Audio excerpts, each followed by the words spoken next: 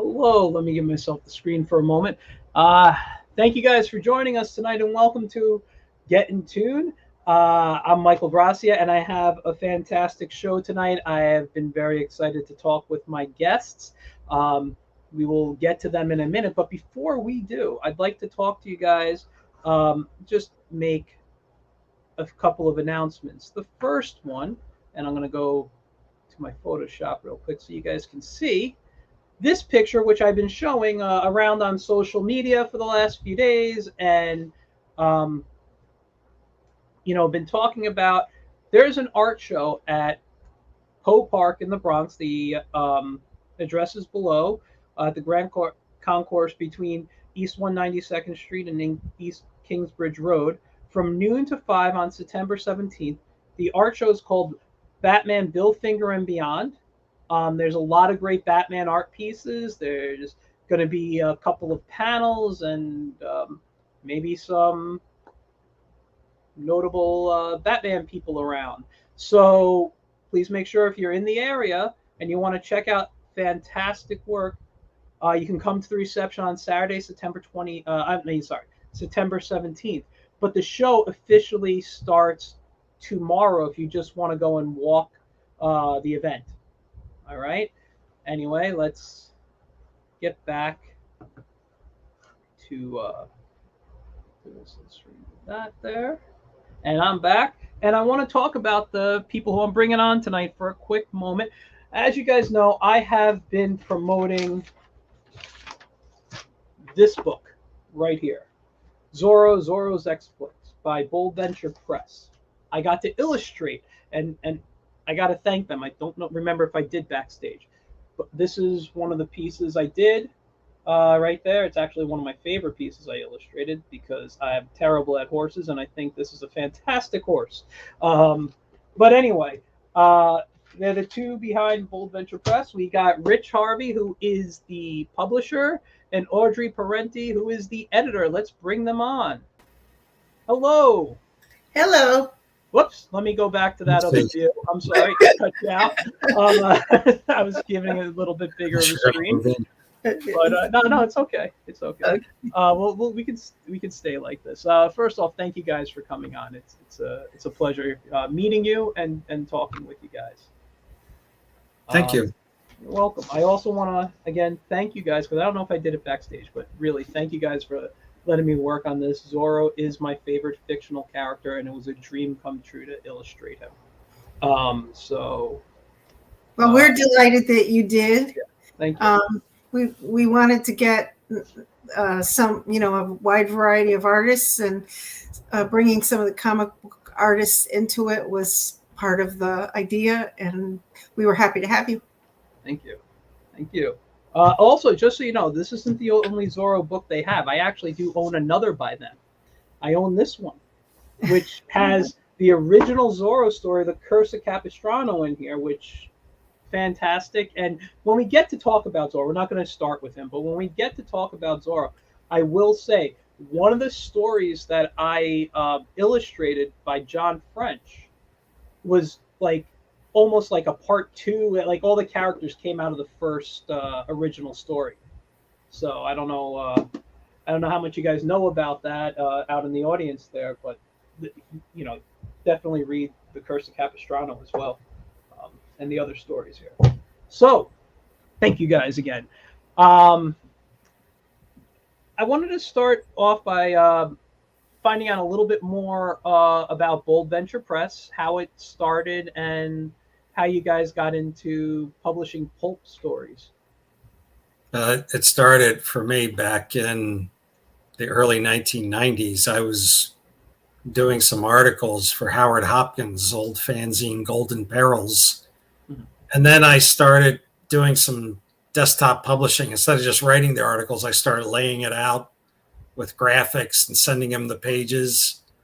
And when he discontinued doing Golden Perils to pursue fiction writing, I started publishing Pulp Adventures because I had this block of articles that he couldn't use anymore because he wasn't going to publish Golden Perils any longer.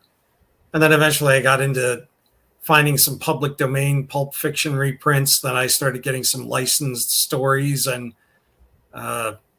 my big coup was when I got from Joel Freeman, the owner of Argosy Communications, a license to reprint the Spider for a few years. Oh. And while we were publishing the Spider, I took one of those reprints and mailed it off to Zorro Productions, and then Zorro kind of came into my life for a while, then went out of my life, and then came back again. So, and I worked for newspapers for several years, and then when Audrey and I collaborated in 2014, we started really pursuing Pulp Adventure Press, which had kind of got put on the back burner for me. Mm-hmm. Well, I mean, I'm looking at the website right now, which I'll show, but you got a lot of product on here. A lot of great looking books. Some I know I need to purchase as I was looking through them. Now, was there something about pulps that you always loved, or was it just something you kind of fell into? I think I had seen The Shadow and Doc Savage in comic books back in the 1970s, and I remember the Batman comics by Denny O'Neil and I think Irv Novick, with the covers by Michael Kaluta, where Batman actually met the Shadow. Yeah. And but my first real recollection of pulp was discovering a Shadow paperback at a Kmart department store back in like 1980 or 1978, and it had one of those Jim Steranko covers, and it seemed very similar to the comic book characters, although it also seemed a little bit different. The pulps were always a little bit more realistic than the comic books, and by that time I was getting interested in TV shows like The Untouchables. I was getting interested in old black and white detective films, so The Shadow seemed like a great bridge between the comic books and that type of material. And of course, like most people my age, I discovered Doc Savage, the Spider, the Avenger, not necessarily in that order. And then my parents lived just 20 minutes away from Cherry Hill, New Jersey. Okay. PulpCon 10 had been held there in 1981, and I missed it. But then I got to PulpCon 13 in 1984. And it was easy. I went to my first pulp convention, and after that, I went to every PulpCon I could up until I think I finally missed one in 2009 or 2010. But then it became Pulp Fest, and we started going to the Windy City. Pretty soon, I was collecting pulp magazines more than I was comic books. And that's pretty much where I guess my life took a right or wrong turn, depending on how you look at it. I traded one addiction for another. Listen, I'm at the point, just, I grew up loving comics. I grew up loving, actually, I didn't even realize they were pulp characters at the time until later on in life. But, my father, he grew up and he told me about the radio shows of the Shadow and things. And I got the cassette tapes of them as a kid. And, and I was a big Tarzan fan, all this stuff that my dad would watch and I was watching with him. So I got into pulps not realizing that my first actual pulp purchase, I remember, not a pulp book, but a comic, was The Spider. And that's how I learned. And it was like this entry into all these great characters that, some are now public domain, and, I get to play with in illustrating and stuff. So That's fun. But yeah, no, I've gotten more and more into them. I'm actually leaving superheroes at the moment because I'm not finding the mainstream comics fun, so I'm in the process of looking at other stuff, and I'm moving more to pulp characters again. We do have a comment. Let me check out the comment here. It says, I always find it interesting that out of the surge of mass vigilante characters to appear out of the 90s, Batman has become the most consistent, popular ever. Than he was one of the last. I mean, yeah, Batman's basically saving DC. It's the only thing that DC has going that's actually pretty good, I guess, at the moment. But I will say this: without the pulps, even though Batman is, and I don't know how much you follow art, but I'd have to look it up again. But it's like a lot of the famous Batman poses that came out of like covers and stuff. Some of them were swipes from pulp character books. Yeah. The famous one with Batman, I think is it Detective Comics? When he was first, he's kind of hunched over and he's kind of got that bat look. I think that was I have to look again, but I think that might have been from like a Tarzan pose or something. You know? Yeah, well, some people have done. One fellow in particular did an interesting article online where he took several panels from the Batman origin story, which was only 2 pages long, and Yeah. there was a big little book, G-Men something or other, and he said several of these panels you can see where Bob Kane was probably tracing partial panels and things like that. He was he could borrow with the best of them apparently. Yes, definitely. So Audrey, I don't want you sitting there quiet all the time. No, it's Rich. This is Rich. All of this is Rich. I came into learning about the pulps because I wrote some horror stories and got invited to a Lovecraft group and was introduced to the pulps through Lovecraft. And also because I was a reporter and have a big mouth, I was invited to maybe talk at one of the conventions that I went to. And the person that was hosting it gave me a list of possible people to try to find. And I stumbled onto the fact that Hugh B. Cave, who was a very productive pulp author, and then later in the slicks and novels and so forth, had paid a dues in Small Press Writers and Artists Organization, where I was the treasurer, which was a snail mail group long before computers. Yeah. And I called him because there were phone books then, and he happened to live in Florida. And he said, I said, "Are you this guy? And why am I calling you?" And he filled me in, and I said, "Well, can I talk about you?" We did an interview, and I went to the convention, did the talk, and Robert Weinberg, who was very instrumental in the pulp fiction collector's world, said, was I going to do his biography, and he could get me a publisher. So I wrote the biography of Hugh Cave, and I was invited to a pulp con by in the late 80s, I think, or possibly the early 90s. And that was my introduction, but I didn't stay at it because I was a journalist, and I had a full-time job as a journalist for 25 years.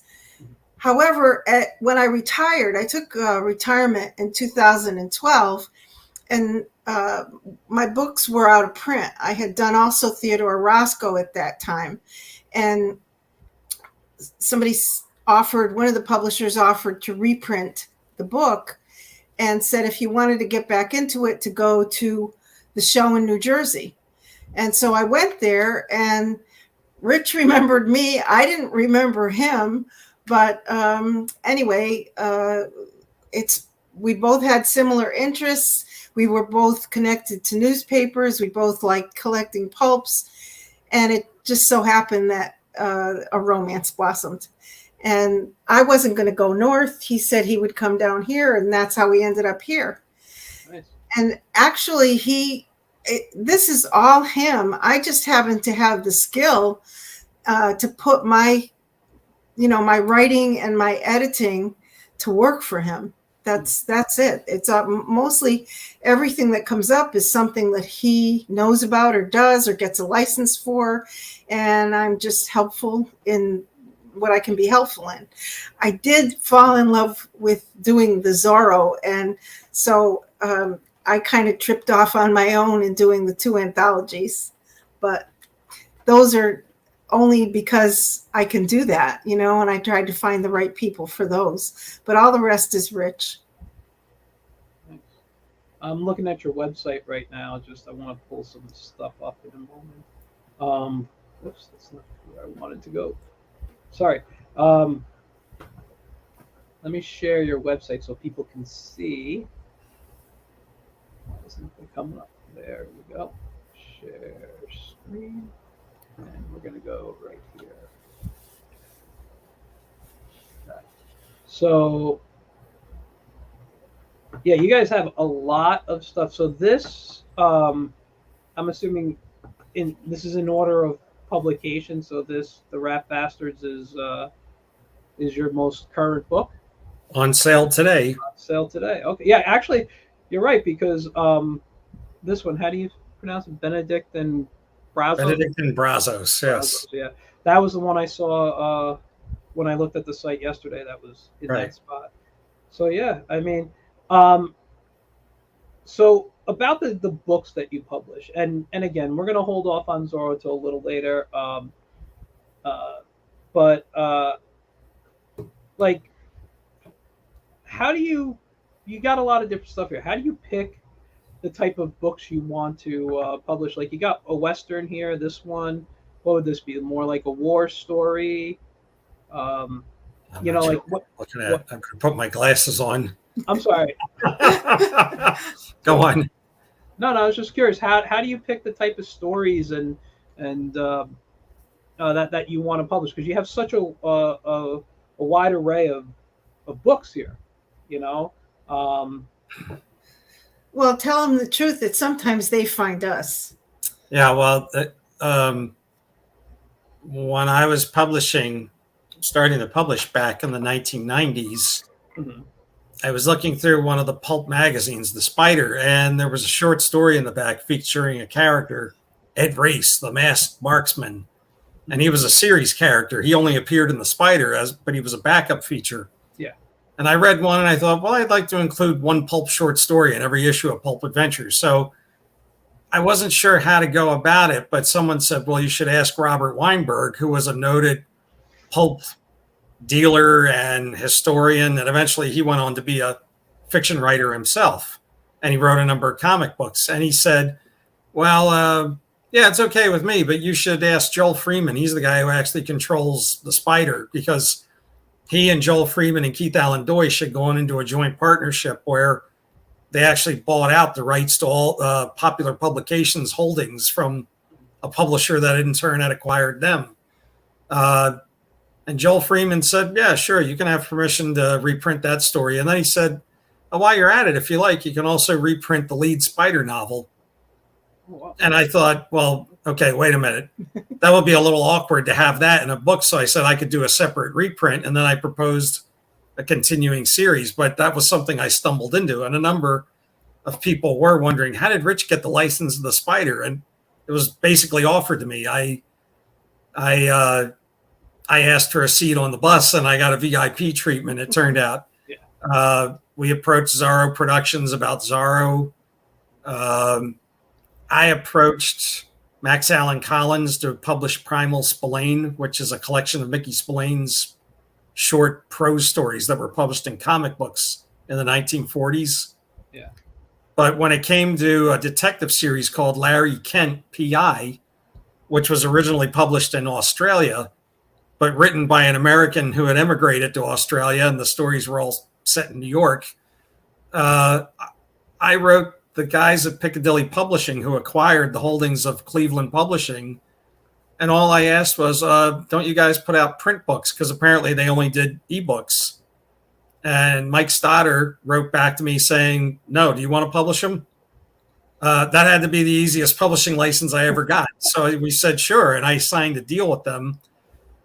As I was publishing the Larry Kent stuff, I started reading a lot of their ebooks, and they really specialize in Westerns.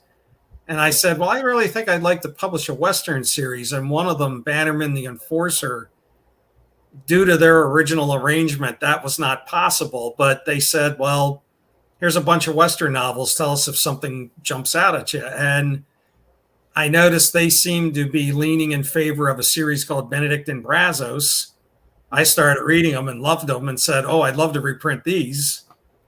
But then in the case of the Rat Bastards, James Reasoner, who's also an author and a reviewer, he wrote to me and he said, Len Levinson, the author, is getting a lot of his old stuff made as ebooks and audiobooks, but he'd like to see print books, and nobody wants to print books anymore. Are you interested? So we started corresponding with Len, and we've now embarked on the Rat Bastards. Actually, with Piccadilly Publishing, the Larry Kent, Benedict and Brazos, and stories by a mystery author named William R. Cox, and the Rat Bastards and a few others. I got those mainly because the ebook license was taken, but nobody wanted to do the print books.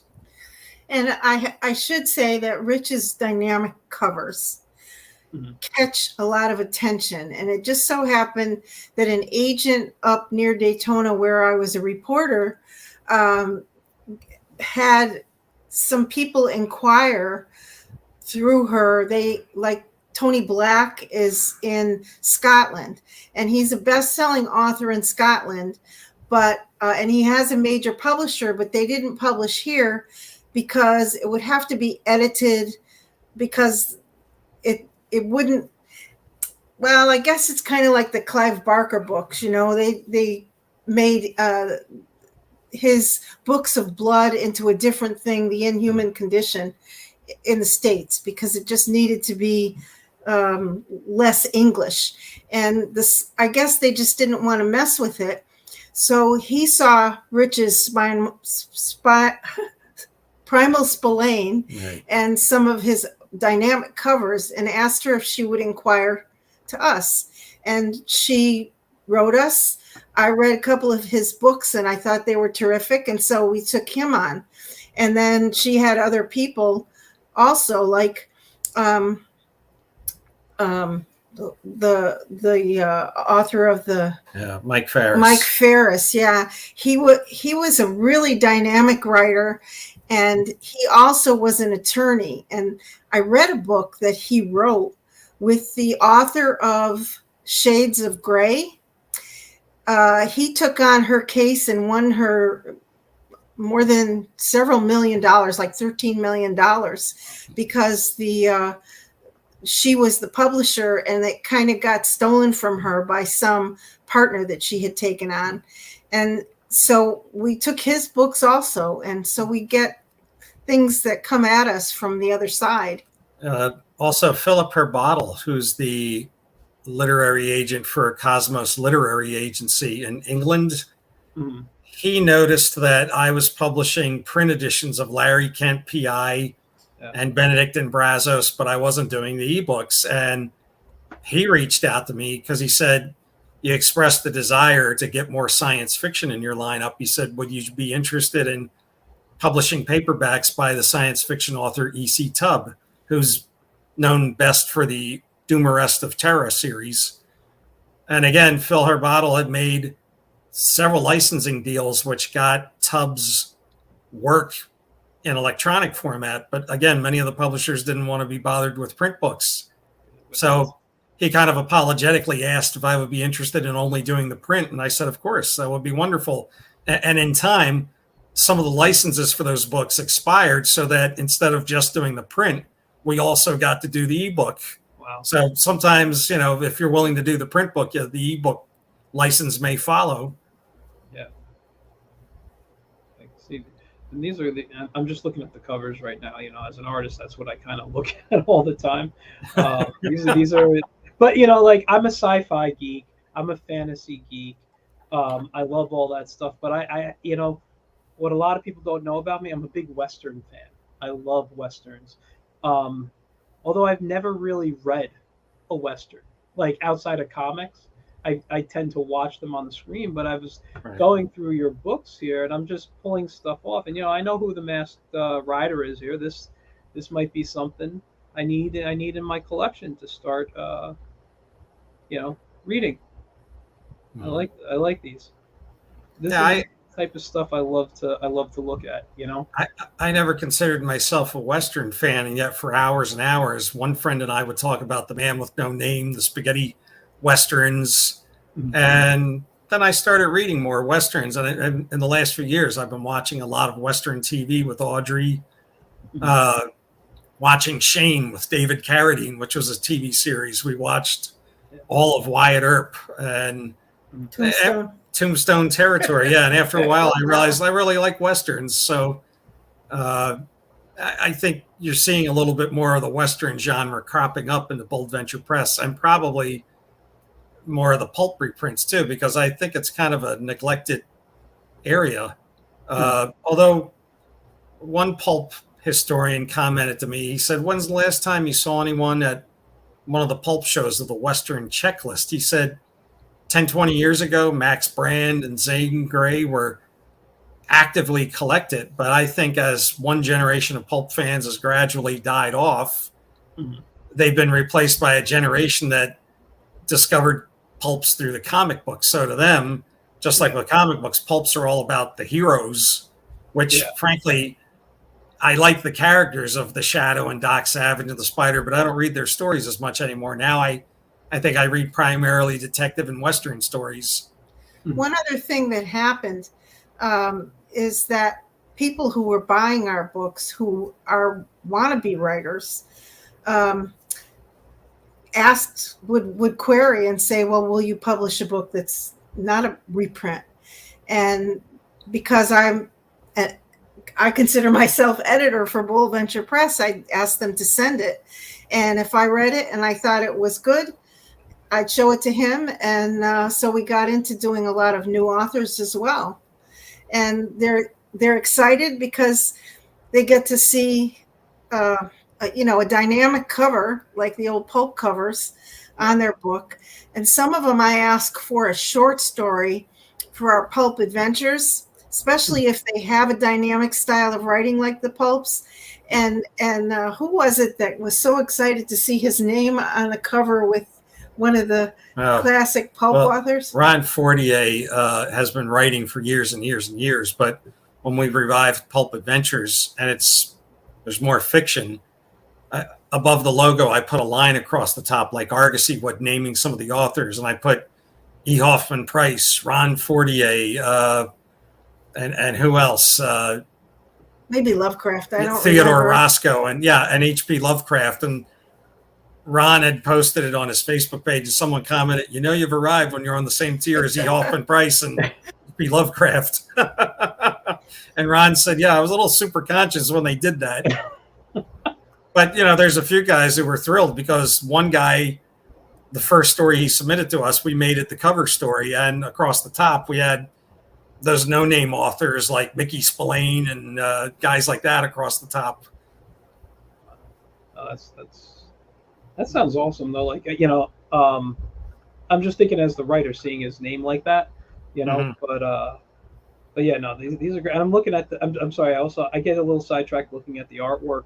I got to ask you, who does your covers?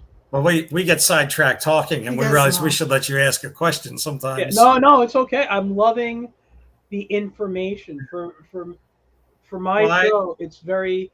I want to get the information out there to the people. I want people to know about this. There are people out there who love. Yeah, you don't want us to say yeah.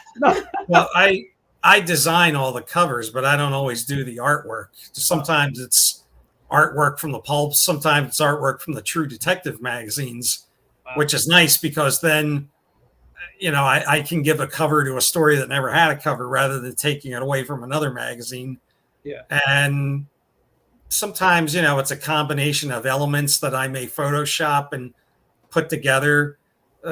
More and more, some of the covers I'm doing digitally, and it's not like I'm Robert McGinnis or any of those cover artists, but I'm starting to create more covers on my own rather than just using old covers off the pulps. Yeah. With the Zorro books, the Macaulay the sixth volume of the Macaulay stories are mostly from the original work of the pulps, right? Well, no, those are actually a lot of them are off a series of Dell comic books. Okay. But they were painted. Are you talking about this book here, or? Yes. Yeah. And by the way, I'm sorry. Go ahead. Well, I was just going to say, but then when we started doing new authors, we found a couple of artists who were willing to do a painting. And scan it and send it to Rich. Francisco Silva has done several covers for us of Zorro, and his artwork kind of has a quality almost like the movie posters of Drew Struzan. If you've ever looked at the Raiders of the Lost Ark posters or the Star Wars posters. I have the art of Drew Struzan, 5 books away from me. So, I'm very and I thought that looking at this cover here. Yes. But hold on, I just want to get to a comment from Serpent Knight. He says, saw Ron in Denver last year, signed my Green Hornet books. Ah, yes. Well, we saw him in Chicago back in May. You'll usually find him at the Windy City Pulp and Paperback Show, along with Rob Davis, who's one of the illustrators for Airship 27. And he also illustrated for Zorro's exploits. Yes, no, we should probably, I guess, I'll talk about the book a little bit right now. Just let me just remove this for now. I'll go back. So you have actually, I'm sorry. I want to add that one more time. Before we go, I just want to I just want to show the Zorro amount of books you got here. So you got quite a few, and this is obviously he pronounced his name Francisco, right? Francisco Silva. So, yeah, I follow him on Instagram. He follows me. I like his stuff a lot. He's got great stuff. Now this, you were saying, we were like from the Dell covers, right? Right. Yeah. Well, that covered Zorro and the Little Devil by Peter David, who's a noted author of comic books, and he's done tons of comic book novelizations. That, I think, actually came off a Zorro coloring book. Oh, really?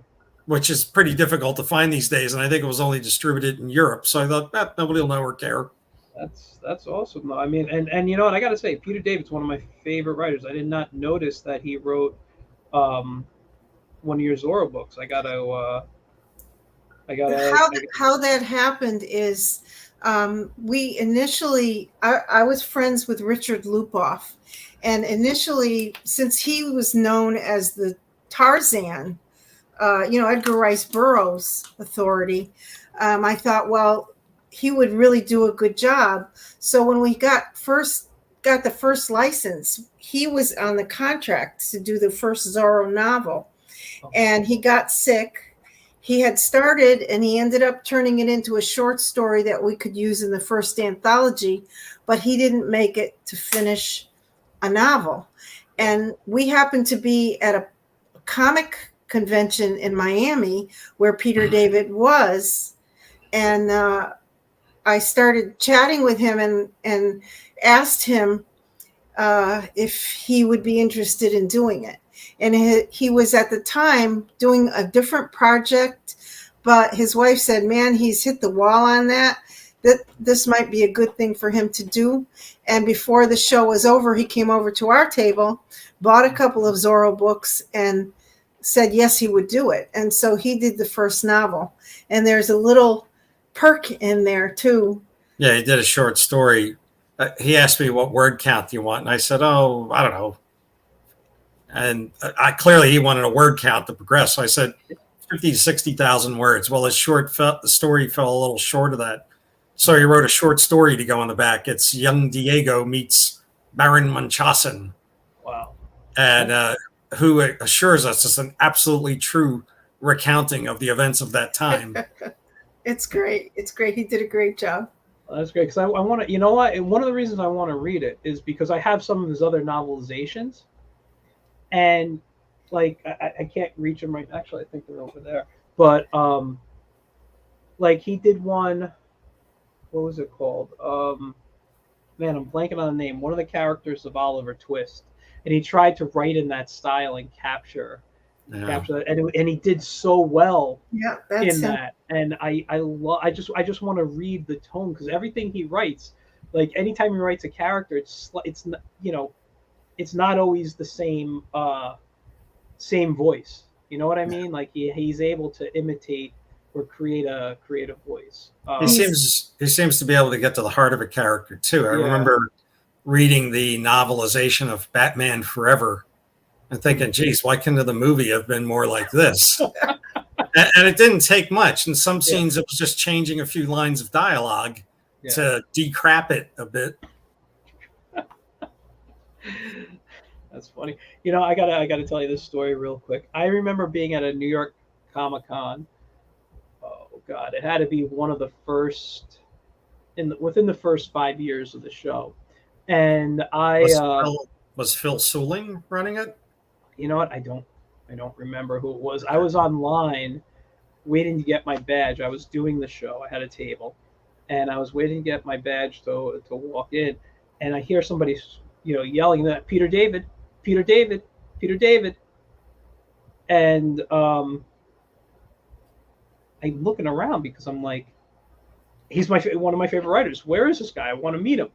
And then someone taps me on the shoulder, and I turn around like, "You're not Peter David." And I'm like, "No, I'm not." I guess from the back, I look a lot like him, you know.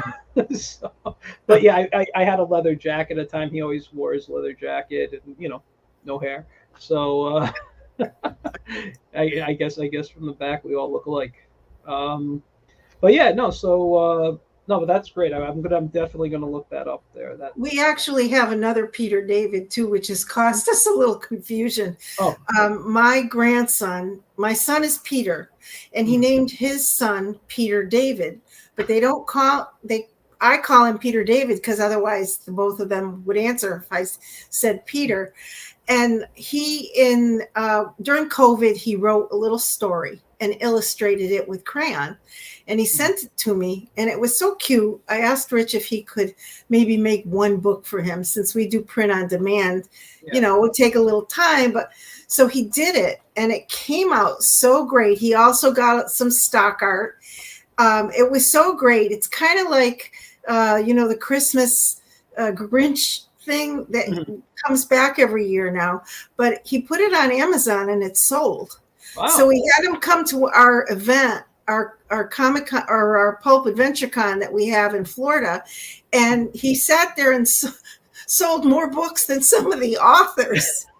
And every year it goes up, and he's selling still. He was 8 when he wrote it. He's now 10, and we had him come to a Comic-Con with us that was held in Sunrise, and he sold 3, and it wasn't even, it was in the middle of the summer, and it's a story about Thanksgiving. And what was the Paperback Warrior's comment about it? Oh yeah, the Paperback Warrior. That's a website that does a lot of book reviews, not just new stuff, but classic stuff. And Eric Compton of the Paperback Warrior said, fans of men's adventure magazines might really like this, because this story about Thanksgiving almost is like a prison break story. Two turkeys escaped. It's a little bit like Escape from Alcatraz, only with turkeys. Oh, that's great. Escape from a turkey farm. They outsmart they're not going to be dinner. And it was funny. So anyway, whenever we say Peter David, we look at each other, and we have to make sure that we're talking about the same Peter David. That's great. Let's talk a little bit about just the Zorro book. We'll talk about some of the others that are new too, because I want to hear about them. But since I worked on this, and I've been, ecstatic about it, because I got to, like I said, I got to work on this. Let's just talk a little bit about how this book came together. I'll show another piece. This is from the other story I worked on, from Don Everett Smith. Junior, does he go by Junior in here? Yeah, Don Everett Smith Jr. This is actually another favorite piece of mine that I did, where Diego's watching kids play Zorro. So that's another piece. I mean, I could flip through here and pull out tons and tons of art. There are so many good pieces in here. I was like super impressed with the artwork. And I haven't finished reading all the stories. I've read a few, and all the stories I've read, I've loved. This book, you guys, great job. So now I will say this just quickly about the people that I illustrated for, and then we can talk more about the the process of this book and stuff. John French. I remember I was working in a school, and on my lunch hour I called him because I'm like, I want to limit the artwork to 5 pieces per story because it just takes time to draw. And we talked for the full hour of my lunch hour, like from the second the kids left the room to the second they came back. He wrote so descriptive, so vividly, that I was just like, I don't know what to draw. And I had to, I had a conversation, and the same thing with Don Everett Smith Jr. His writing, first of all, just the references, and you could talk about that, Audrey. I know he put so many references to so many things in there. It was just great. I had to say, tell me the parts that you guys like the best. so that I can. His story or of the book itself? Well, you can tell the story of the book itself, but when we talk about Don, I know Don put a lot of references to so many things in there. Yeah, he blew me away with that. As a matter of fact, only one person, I made a contest out of it. He had so many Easter eggs in there for Zorro fans. And you could miss them if you weren't aware that they were there. So I decided to have a contest. Only one person responded to the contest, and she got almost every one. She is a super Zorro fan, and she also wrote a story in this book. Oh, cool. So I told her she couldn't win the prize because that's like, that's like family. So yeah. But no, he really just steeped, everybody that did stories were really steeped themselves in Zorro history. Yeah. And the one thing about that book that I liked doing was that there was a huge variety of original ideas, a variety of Disney style, a variety of New World style, and then some really off the wall ones, one of which you illustrated, actually two of which you illustrated, that nobody would expect. And I was really happy with the outcome. We tried to get, we used some fan fiction writers who are very satisfied because they get to tell the ending of something that was left behind in their mind in the stories. And then we also had some really professional credited writers.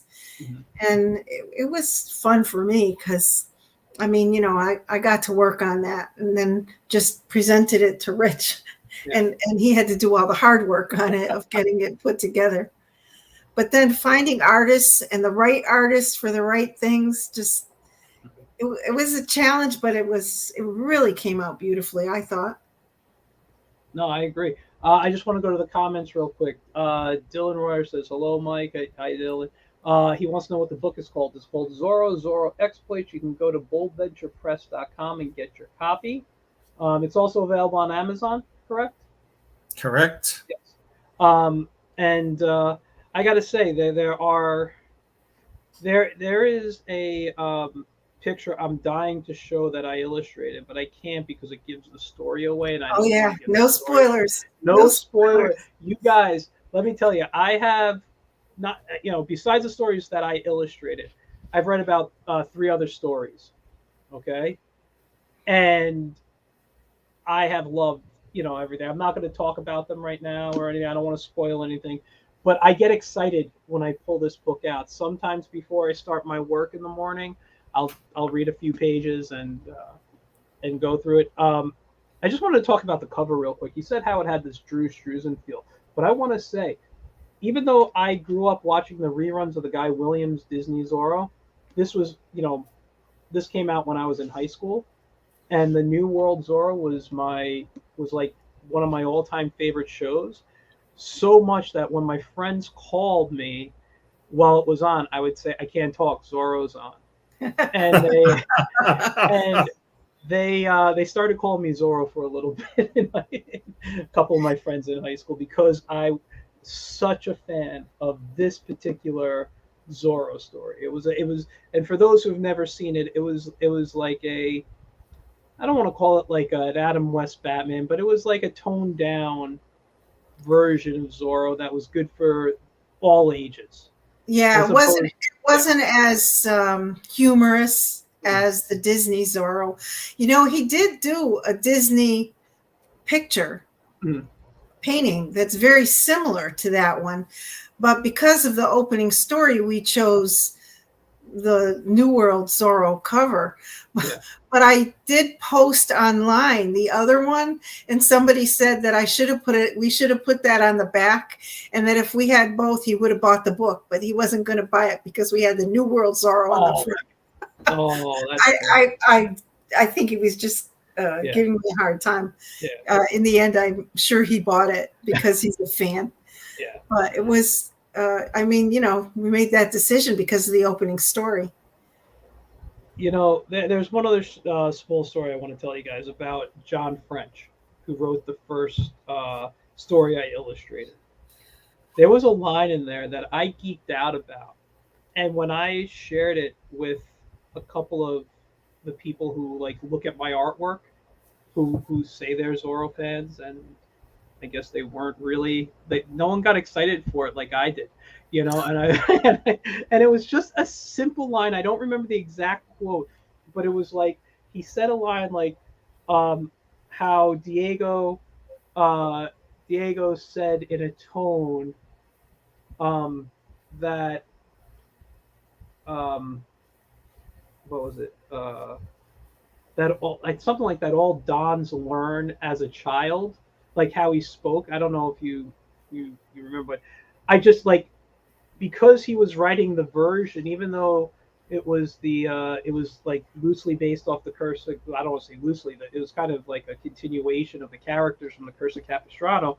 But he was using the Guy Williams voice, so like being such a fan of that version, I heard every word that like Diego was saying, and it was the voice, and I knew the tone exactly, and I was just like, I don't know if I would have read it the same without that like couple of words in there to say the tone that he said it, and I was just like, oh, that is so like Guy Williams, and I like geeked out. My wife even looked at me; she was like, okay, but I will say I did embrace Zorro for about a month straight after you told me I got to illustrate. I was just waiting for the story. I watched nothing but Zorro for about a month straight. The first anthology that we did, Ron won This one? the Pulp, Yeah. the Pulp Award, and not that one because that's the first of the McCully one. Oh, okay, the McCully. French got the award. Oh, it was? Yeah, we did another okay. anthology I'm called sorry. The Daring Escapades, and John French got the award for that story. Yes, he was telling me that. Yeah. And then Daniel Horn, who did the cover, was at our New Jersey-based Pulp show in November, and he had the original, and John French bought it. And I said, you're going to have a lot of explaining to do to your wife. And he smiled and said, I already called her and warned her. Yeah, that's the first. That was the first anthology that we did. That has 16 stories. The one that you illustrated has 17. That had 5 artists, and this time there were 9 artists. Yes. Yeah. And all great people. So let's just quickly talk about, because I'm just looking at time and I don't want to go too late tonight. Let's talk about a couple of we talked a little bit about the Rat Bastards, which is the new book. Right. Benedict and Brazos. What is this one here? A Home for Vinny. It looks. I like the cover a lot. Well, Daryl McCullough is a what's a good word? He knows about Zorro. He's an authority on Zorro. A Zorro aficionado. And he was a huge help with the first anthology, and he shared the editor cover bylines with me on the first one because he had contacts with a lot of people and helped collect some of the authors. And he was supposed to actually do a couple of other books, but he's a medical professional and COVID just took him out of the picture. Mm-hmm. And so we stayed in touch to some degree, but the things that he was going to do, he didn't get to do. Yeah. And we kept in touch, and he wrote me and he said, I don't suppose you'd consider doing a children's book. Well, remember, we had done my grandsons, and we also had done a children's book from someone that Rich knew. So I said, yeah, we would consider that. So he sent us this book, and Rich put it together. And it's a children's story, but it's a true story. And it's based on something that actually happened about a deer that had lost its mother or was lost or whatever, and who adopted it and how it impacted their lives. And of course, the deer had a good life too. If you look at the homepage of Pulp Adventure Press, they're going according to release. The most recent one is Rat Bastards, but otherwise I really tried to avoid putting the Rat Bastards next to A Home for Vinny. But I didn't think it would hurt. Yeah, no. He's flanked by Benedict and Brazos and Zorro, so he's safe. Yeah, that's great. On the second tier there's one called Aaron. Yeah, I wanted to ask about that one. That we met them. They had a table at our show in New Jersey last year, right? And we had published a book of someone that he was friends with at the show, and his friend said that he should send that book to us, and he did. And I'll tell you what, science fiction people, it would blow them away, because he has the most believable out there story and weird alien characters that all have a true impact in that story. And it's a great story because it's about a teenage girl who, for all intents and purposes, would turn out to be pretty useless. But what happens to her actually vaults her into her future. And it's really interesting story.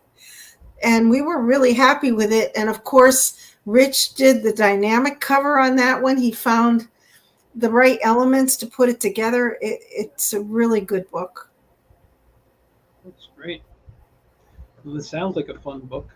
Yeah, Wayne Perry is, he's a good writer and he has other books, but we were lucky to get this one from him because it's really, really appropriate for us, Yeah. Oh, that's great. I'm like I said, I'm going to be looking at some more of your books. I'm always looking for something interesting to read, and I'm looking for, I like the idea of pulps. I like the characters that come out of them. Like I said, I'm kind of leaving superheroes behind. By the way, Wayne Carey says, "Thank you, Audrey." And thank you for watching, Wayne. I appreciate it. No, that's great. I love all this type of stuff. Now let's take some time and move over. You mentioned your show a couple of times happening in New Jersey, and this is the show. It's called Pulp Adventure Con, right? Right. Yes.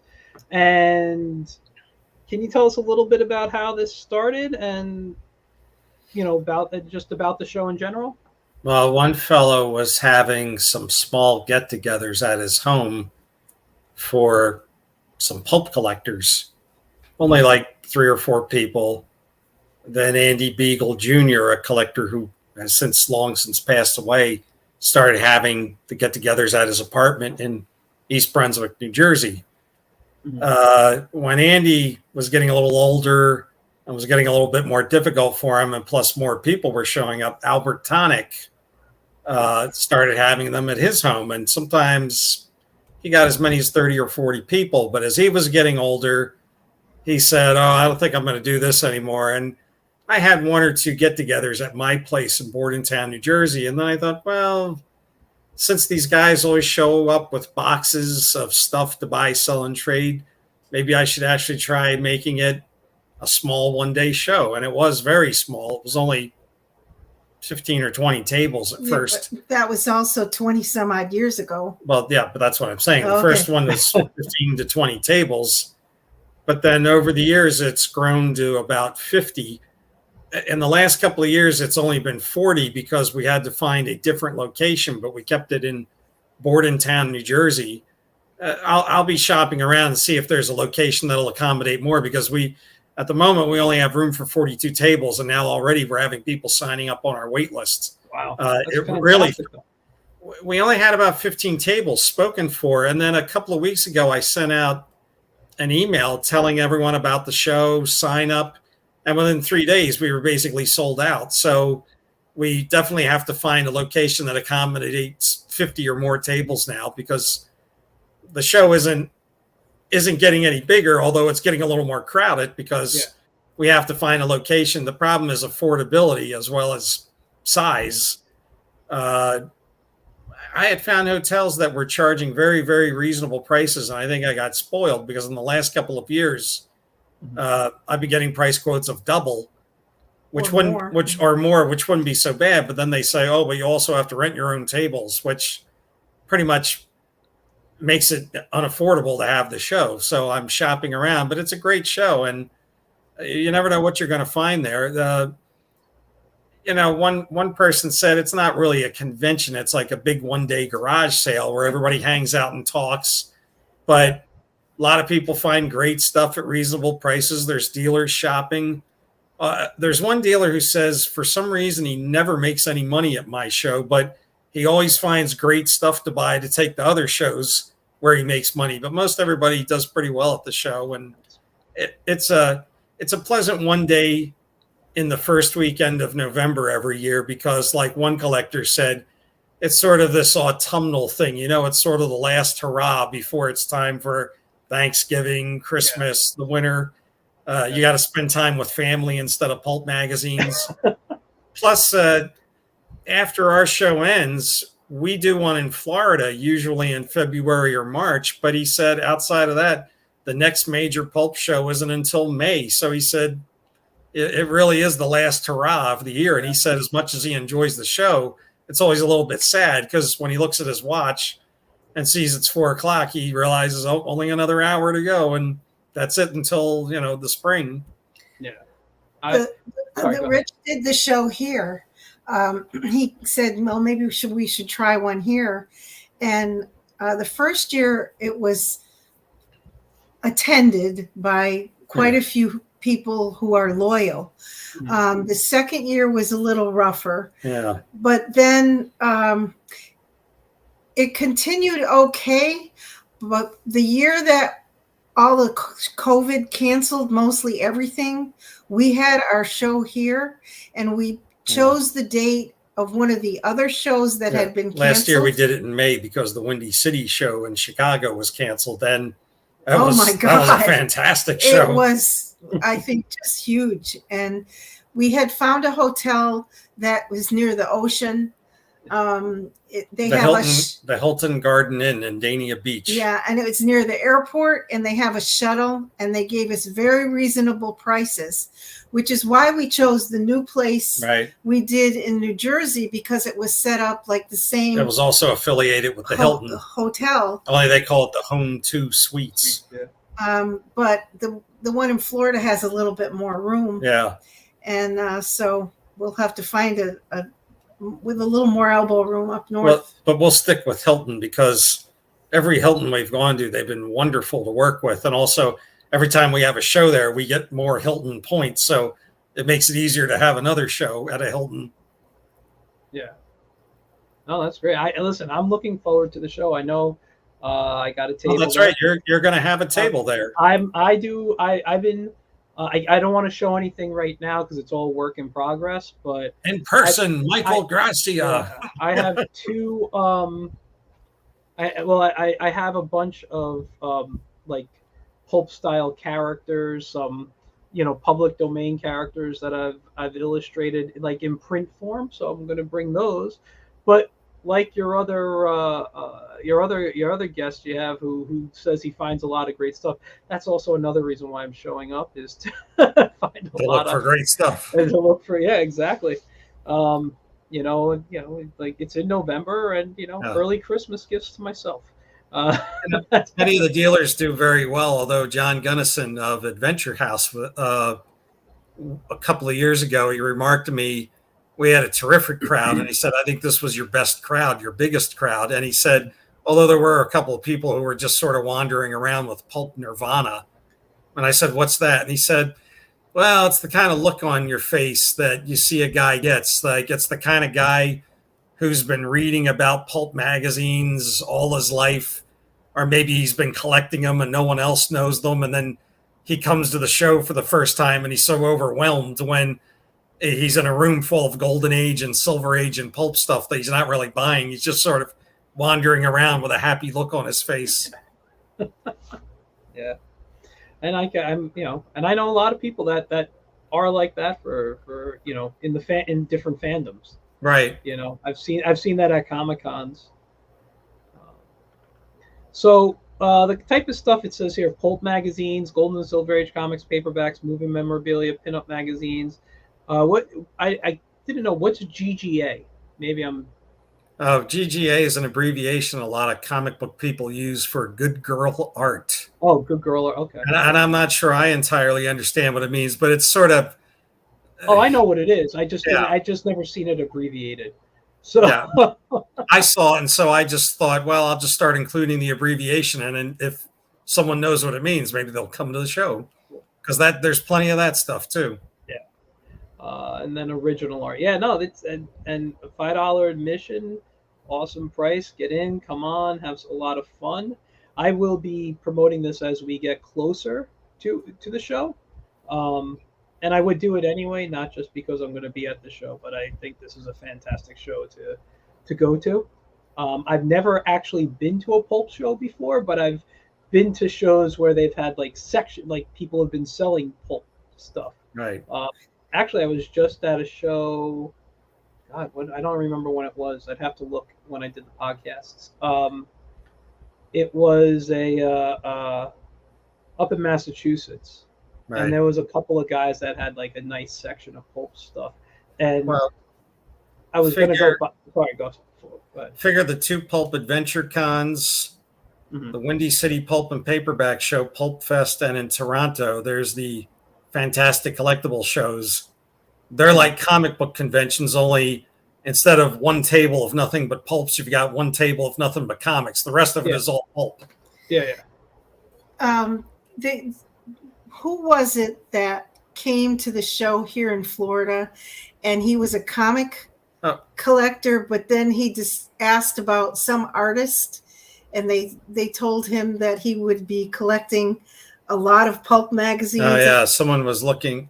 A young kid said to John Gunnison of Adventure House, "Oh, I love collecting comic books with Norman Saunders art." And John sort of said, "Well, you better get a really good paying job if you're going to collect Norman Saunders art on pulps, because Norman Saunders painted hundreds of pulp covers. And while many of the magazines are very reasonable, he also painted covers for some pulp magazines that are very difficult to locate. Yeah. And when you do locate them, they've usually got at least 3 numbers before the decimal point. So they're pretty expensive." Yeah. Wow. I know the name, but I have to see the art. I can't picture his artwork right now. I'd have to look at it. When I reprinted Compliments of the Domino Lady, the original Domino Lady stories, and I had Steranko do some new illustrations for it, he painted the original pulp covers of the Domino Lady. So if you just reference them, she was a character basically nobody cared about. And then after I did that reprint, suddenly everybody wanted a piece of the Domino Lady. Let me rephrase that. Everybody wanted to do a book of Domino Lady. I believe she's in public domain now. So yes, she is.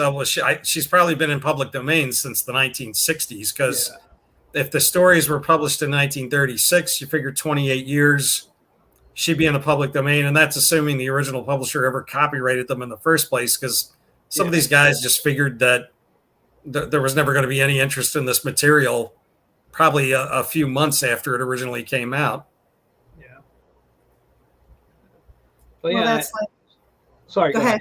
No. Well, I was just going to. Okay, I'll let you speak. I know. Okay. That just made me think. Johnston McCulley's first Zorro story, Diego reveals himself. He never thought he'd write another one either. Exactly. And that's no one really thinks ahead when they create something like that. Zorro became a continuing series in West magazine beginning in 1944. And I know that had to do probably with the fact that there were some Zorro movie serials coming out. But I like to think after all those years of writing stories about the Crimson Clown and Subway Tham, the lisping pickpocket. One day, Macaulay's agent just grabbed him and shook him and said, "Nobody's making movies of them. Write some more Zorro stories." Because by that point, Zorro had been the subject of about 5 or 6 different movies and a movie serial. And he kept treating Zorro like it was this occasional friend he'd go back and visit. Zorro didn't really become a continuing series until West Magazine. And even then, some of the stories, they were short stories with occasional novellas, but frequently some of the Zorro stories were extremely short.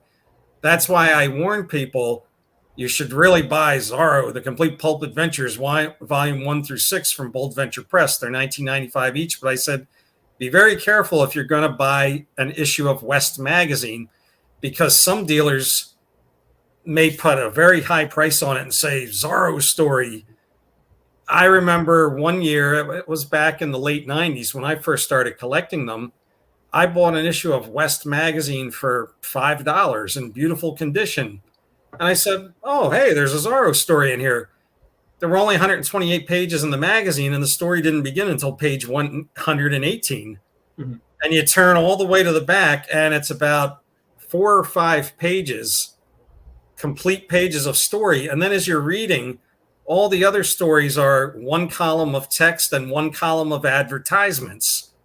So really, the Zorro short story, which spanned over 14 pages, was really only about 7 or 8 pages long, 1 illustration. And I remember thinking, well, I'm glad I didn't buy this just for the Zorro story. Otherwise, I would have been really upset. And I warned fans, don't go shelling out big money because you see Zorro's name is on the cover, because it may be a very, very short Zorro story indeed. Check to make sure that it's at least worth your time to buy it. And the other disappointing thing is, even though Zorro was always mentioned on the cover, there was never a Zorro cover painting on West. It was always just, run-of-the-mill cowboys. I suspect a lot of these cover artists would paint a cover and shop it around, and after everyone else that had rejected it, the editor at West would say, yeah, we'll take it. Yeah.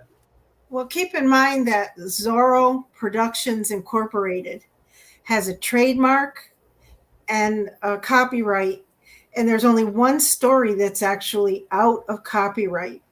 And they have, right now, there's an explosion of Zorro projects going on.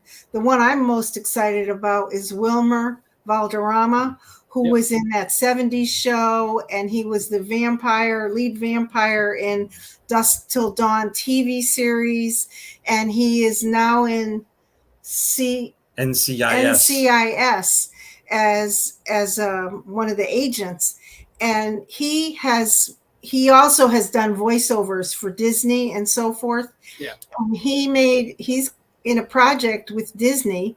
He's got the license from Zorro Productions Inc. They're going to produce a new Zorro series, and it's going to be in English.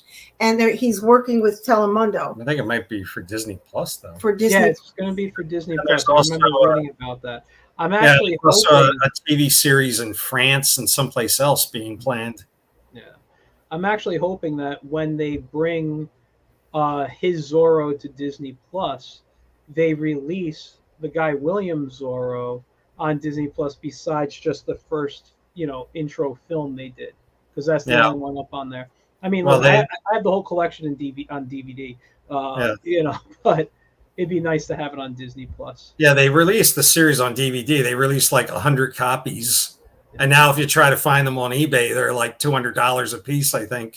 I think so. Also in our books, in most of the books that we've published connected to Zorro, we have extra material like essays and introductions and history. And we're trying to reveal through all of that a lot of the history of Zorro production that's behind Zorro Productions Inc. and all the different licenses. And, the agent was diligent about it. And John Gertz, who is the son of the original Gertz, the original agent, still owns that company. So it's very, very true to the character. And of course, if you look around, you'll see a photo when the TV series was set to debut. It's a publicity photo. There's Henry Calvin in his Sergeant Garcia costume, Mm-hmm. Guy Williams in his full Zorro costume, and he's posing with Johnston McCulley and Mitchell Gertz. I think I might know the photo you're talking about. Yes. Wow. Let me just stop the share. Let's bring us back here. So yeah, no. I think we should just, based on time, should start wrapping up soon. But before I close up, is there anything you wanted to talk about that we missed? Any of the books that you want to discuss specifically? I don't know. I wish there was a way I could recommend books to people without just making a sales pitch. I'd love to have some kind of form on the website saying, do you want us to suggest something? And because I know there's these random movie pickers that exist online. I wish I could do that with our books, because I think there's some interesting books out there that people would really like. One fellow bought Railroad Stories #1, which is a licensed series of reprints from the old magazine Railroad Stories. And one day on our website, he ordered Railroad Stories 2 through 11. Wow. And I thought, well, wait a minute. I said, have you actually read Railroad Stories? And he said, yeah, I bought the first one and I liked it so much I decided I'm going to buy the rest of them. And of course, we've gotten a few emails saying, hey, you got to put out some more Railroad Stories soon, which we're working on. And Masked Rider, Benedict and Brazos, a lot of those books seem to generate a lot of enthusiasm when people give them a try. Some people say, well, I'm not really into Westerns. And I'm thinking, well, you're not buying a Western. Don't think of it as a Western. Think of it as Benedict and Brazos or Masked Rider. Yeah. Can I ask you a question, though? Because I'm looking now on the web. What are Railroad Stories? I never looked at those on your site. Well, Railroad Stories was a pulp magazine. It began life as Railroad Man's magazine, and it was published by the Frank A. Munsey Company, the same company that published Argosy and Adventure. And it was basically a magazine that had some fiction, short stories about people working on the railroad, how they encounter disasters or people trying to cheat the railroad workers trying to balance family and work. But there was a lot of topical articles about the unions and things like that. When Railroad Stories ended around 1919, it went away for a few years. It came back in 1929, and there was still news about the railroads, and there was a lot of fiction, but then there was more articles about the history of railroading, how certain lines had been built, how certain inventions came about. As the years went on, the title was shortened to Railroad Stories, then it was shortened to just Railroad. And when they renamed it Railroad, gradually the amount of fiction started decreasing until by the 1950s, it really wasn't the same magazine. By the 1960s, it was a magazine about railroads in general. And then in the 1970s, it became a magazine about railroad modeling. Ours have mostly short stories. Yeah, an occasional article. And there were series characters in Railroad Stories, just like in the detectives and westerns and hero pulps. Yeah. Casey Jones. Yeah, there's one issue, The Return of Casey Jones. Casey Jones, I saw that. E.S. Dellinger was one of my favorite writers, and he had one series character named King Lawson, who was a superintendent. There's one, my personal favorite of all the Railroad Stories we've done so far is #2, The Legend of King Lawson, which was a story that spanned, it's basically 6 short stories that form a big novel. But there's other King Lawson stories coming up soon. There's one called Rattlesnake Mountain, which is really good. The Railroad Stories, some of those stories were written by actual railroaders. Yeah. So they are very authentic. I've never traveled the railroad, but it brings you there. One fan of Railroad Stories, Rick Hall, said some of these guys, if they wrote a story where the engineer reached over and pushed a green button to the left of his dashboard, you could be pretty sure if you looked in a train, there'd be a green button to the left of the dashboard. They described trains with sometimes painstaking accuracy, talking about air brakes and shoveling coal, the new electric trains. And a lot of these guys are very, very talented fiction writers, but you didn't see them outside of railroad stories very much because every story they wrote pretty much had a railroad in it. Yeah. Wow. These books sound so fun right now.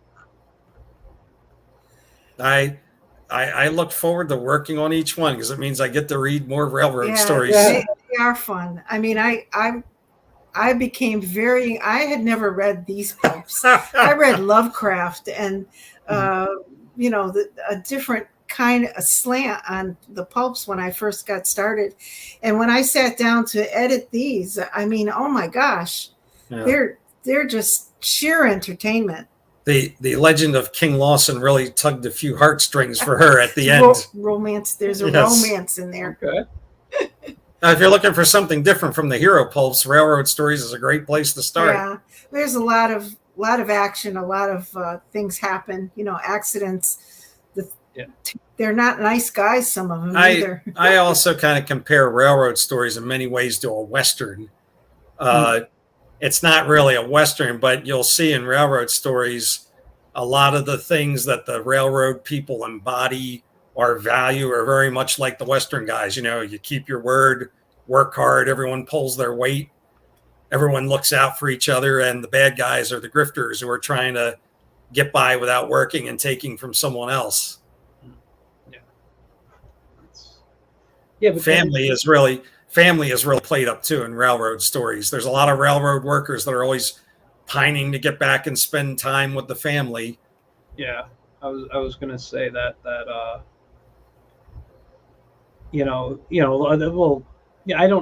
I've never written the rails like that or anything, but I know some parts of history and how people have left their families because they had to go work to make money, whether it was doing something on the train or building tracks or whatever it was, depending on the era that you're talking about.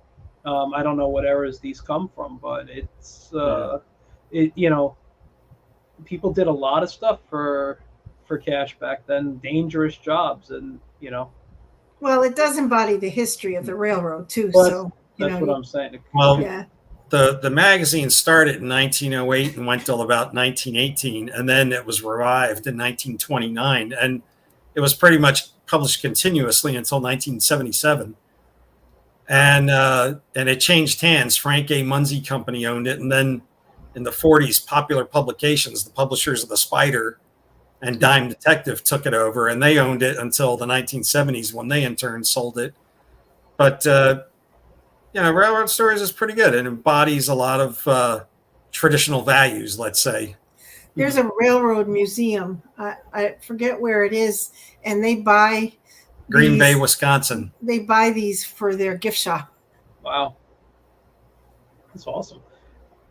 Listen, I think you might have sold me on this already. I just don't know where I need to start. I mean, sometimes I hate to say it, but being the artist, I look at the covers, and I mean, Avalanche looks great.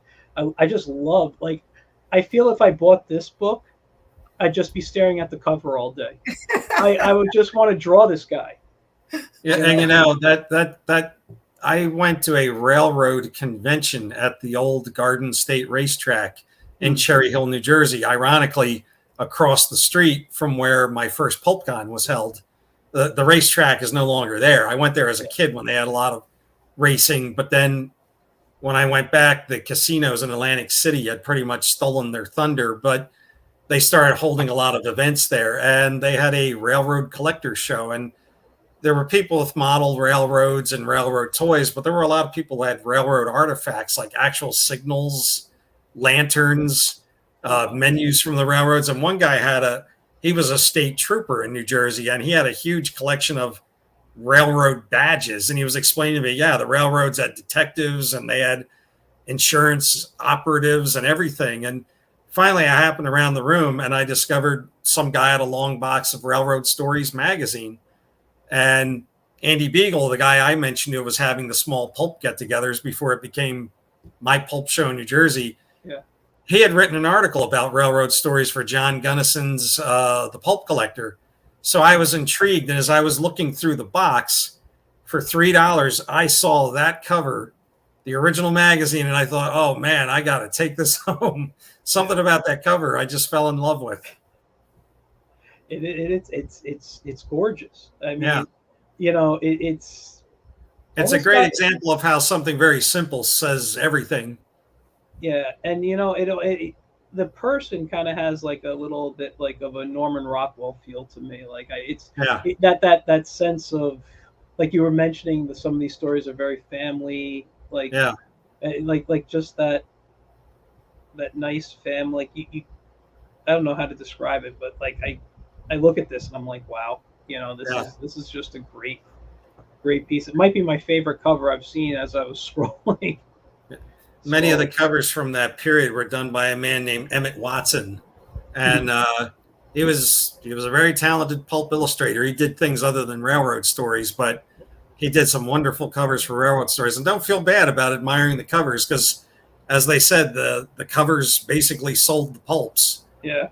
The covers got you to try the magazine, and hopefully the quality of the writing would bring you back every month. Yeah. Wow. That's nice too. Yeah, no. I mean, the covers, just, again, coming as an artist, that's what I go for. You were talking about, I forgot what you were saying. At the beginning of the show, you were talking about the covers of something that you were looking at, and it was just, when you saw it, you're like, okay, now I gotta. It was probably the cover of the Romanoff Jewels, a cover by Jim Steranko for The Yes. Shadow.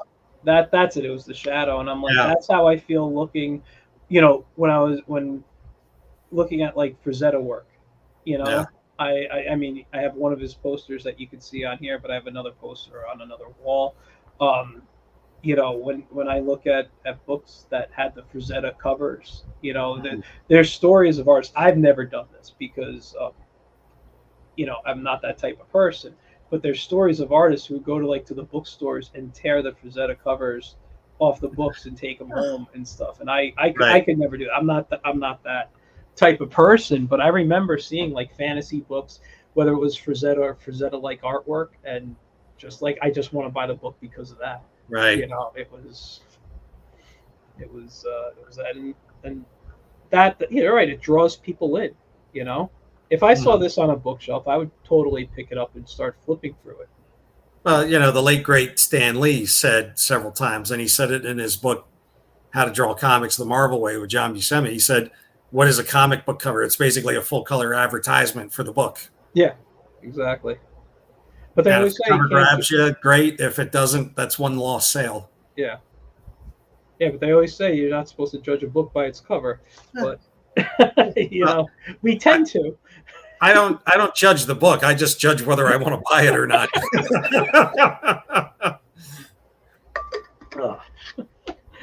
All right. I think on that we should wrap up, because I could totally talk to you guys for a lot longer. I'm having a great time chatting here and learning more and more about, your books.